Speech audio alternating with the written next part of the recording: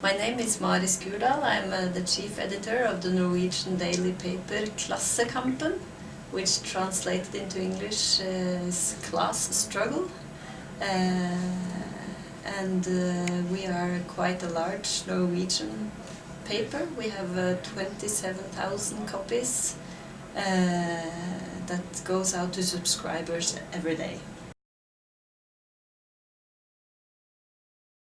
How do we finance media at a time when the big American corporation gets most of the advertisement money? That's a challenge. We have to have new and inventive ways. And also I think there is a challenge that so much of the communication and debate is going on social media platforms. The forms they take in those on those platforms is very polarized, and I don't think that it's the best place to create policies and politics, and that is a challenge also for us to be able to tap into those debates and make them constructive, analytical and useful for social mobilization. Another problem, I think, is that media tend to read other media in order to get information about the world. So you have and a lot of the media corporations and big papers and so on, they tend to be situated in the big city areas, to have readers with higher education, and writers that comes from the same social groups as many of the politicians. They're close to each other.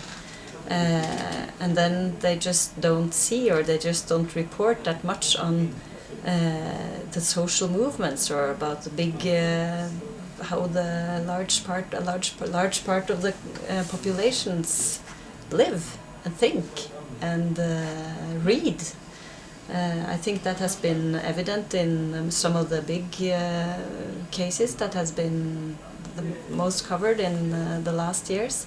You see it with the Yellow Vests in France, with the people who have voted to leave the Union in Great Britain, and the supporters of Donald Trump in the United States. The media has covered these issues largely from the city centers, or from I don't know what to call it, safaris in the small communes and districts, but they don't really associate with them.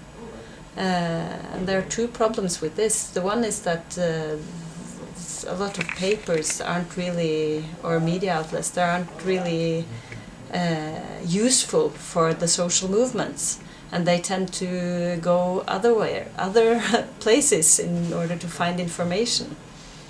They don't trust the big city papers anymore. We had an article just last week from the small communes in France, where a lot of the Yellow Vest activists told us that now they, in order to be informed, they read Russia Today's France edition online. So none of the the papers in France have been able to be the activists' information source, and that's a problem.